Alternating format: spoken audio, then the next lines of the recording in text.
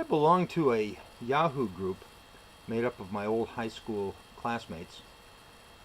I read the posts as time permits and occasionally contribute or comment.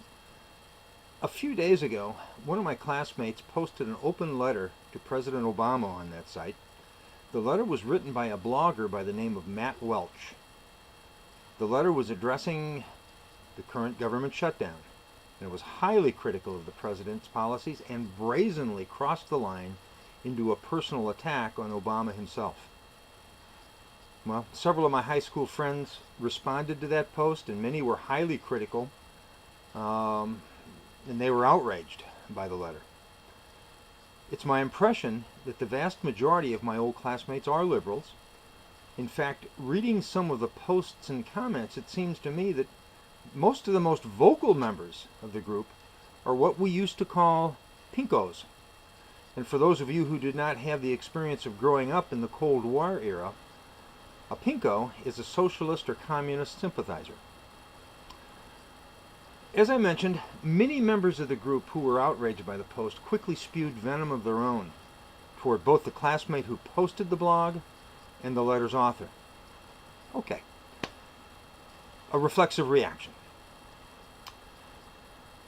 I took the time to actually Google Matt Walsh. The posts on his current sites goes back to late 2012, so he's been blogging for about a year. Many, but not all of his posts are political in nature, and Mr. Walsh is obviously a conservative. As I mentioned, not all of his posts are political, and I've sampled a few of them, and my favorite by far was the monologue on the night that his wife and his mother-in-law took him hostage to go see Les Miserables. Like the open letter to President Obama, the Les Miserables blog was cleverly sarcastic. It had me laughing out loud. I recommend. Google them, find that, and read it. You'll laugh, I'm sure. Okay, so Mr. Walsh's style seems to be sardonic, sarcastic, cynical. His open letter to the president was certainly that. This style is what was so offensive to my liberal classmates. And this style is the only thing that they seem to be concerned with or commented on. They replied with anger and outrage. Do you have no respect for the office? Like him or not, he's our president. Oh, really? Where was your outrage when the liberal media, not an obscure blogger, was relentlessly criticizing George Bush both directly and indirectly on a daily basis? Where was it? Hey, liberals, are you offended by Piers Morgan or Anderson Cooper?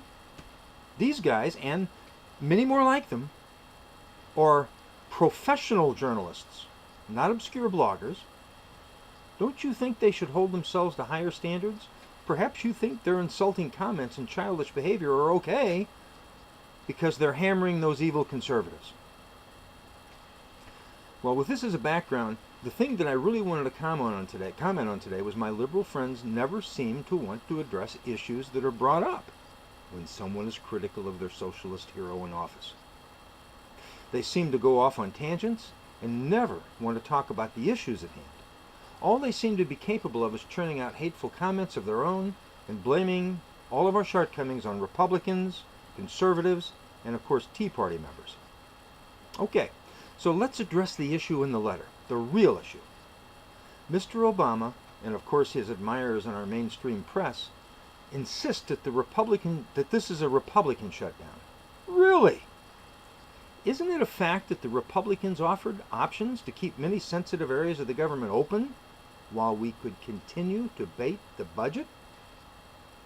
Isn't it the Democrats who refused to consider this? Mr. Obama says that the Republicans refused to negotiate. Really? It seems to me that it's the Democrats who are drawing the line in the sand and refusing to bring the Affordable Care issue into the discussion. But of course our Ministry of Truth tells us at the top of each hour that this is all the fault of the Republicans. It should be obvious to any objective observer that both sides of the aisle are playing a high-stakes political game, and the trump card is the Affordable Care Act and how it will affect our government's finances. The Democrats shoved this bill down our throats. They made a mockery of our legislative process. They cleverly pushed this through in such a way to minimize and avoid any discussion. Nope, no debate there. No negotiations back then. Nancy Pelosi told us we had to pass the bill before we could see what was in it. I know that my lemming liberal friends think that's okay. What you're looking for is Big Daddy government to just take care of you. The problem, my spoiled, rotten liberal brothers and sisters, is that this ridiculously concocted plan is certain to bankrupt our nation. Your liberal and self-proclaimed progressive leaders don't care. They'll worry about that later. They just want to buy your vote with the promise of universal health care.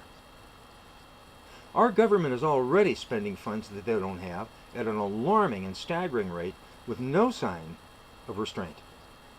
Our elitist leaders are out of control. They're intoxicated by their power and prestige. They print money like Parker Brothers prints Monopoly money, and they buy your votes with promises. They tell you what you want to hear, and you don't seem to want to question them. The Affordable Care Act is a stark example of this symptom. It makes grandiose promises, and there has been little or no debate over the mechanics of the plan or the implication of the plan. Oh no, let's not debate how this bill is going to change everything that we know about healthcare. Let's just change and hope. It seems that the only thing that you really want is for us conservatives to just get in line behind you. That's the only debate that you're willing to talk about. And at the risk of sparking your ire once again, I ask that you consider the possibility that you may be a victim of a good old-fashioned brainwashing. Now, this is not meant to insult you. This is a request on my part for you to examine your behavior. Now, consider this. Here are symptoms of brainwashing that I found on Dr. Phil's website. You know Dr. Phil. He's one of Oprah's buddies. Google this and see for yourself. Symptom number 1, accepting your leader and his policies with no meaningful accountability. Just listen to the Obama-loving commentators on MSNBC, CNN, PBS, NPR, or any other mainstream outlet.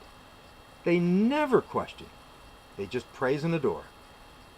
Symptom number 2, rejecting any critical comments. Your actions speak for themselves. Symptom number 3, unreasonable fears such as impending catastrophe or persecution. Liberals, you are drooling like Pavlov's dogs. All of the doom and gloom that your leaders feed about sequester, government shutdown, global warming, gun control, George Zimmerman, et al. All of these are to divert attention and keep you under their control. Do yourself a favor. Reread Orwell's 1984. Pay special attention to the warnings of Goldstein that Winston Smith was reading. Once you have done this, tell me that all these diversionary fires are not being set to keep the proletariat under control. Do it. Symptom number 4, seeing those who disagree with you as always being wrong or evil. Once again, just listen to those mainstream press commentators and examine your own hearts. I have to say that the comments and arguments from my liberal friends seem to fit these symptoms like a glove. Please, liberals, come to your senses. Our forefathers have handed us a portion of liberty, freedom, prosperity, and security like no other nation has ever had in the entire history of man. This isn't something that just happened. It took insight, vision, hard work, and yes, good fortune. Please, let's not mess it up. You seek utopia and take for granted the blessings that you already have. You feel that you're entitled to these gifts, and you can't imagine them disappearing. And like a spoiled only child, you demand more and you want it now. You, in fact, are giving away the precious gifts that our forefathers paid for and presented to us, and you are handing over your freedoms to the power-mad hucksters in Washington, just like the Indians sold Manhattan for a bag full of beans. Your grandchildren will be saddled with debt from our extravagant excesses that they will never be able to satisfy. For more than 200 years, the oppressed and huddled masses of the rest of the world dreamed of coming to America simply for opportunity. Once you have surrendered our freedoms to your central authority, supreme leaders, you will have snuffed out that flame of liberty. I leave you with this thought. When people have more than what they need, they lose track of what is truly precious. Thank you for listening. This is Carlin Margison. I'm a conservative, and may God save America.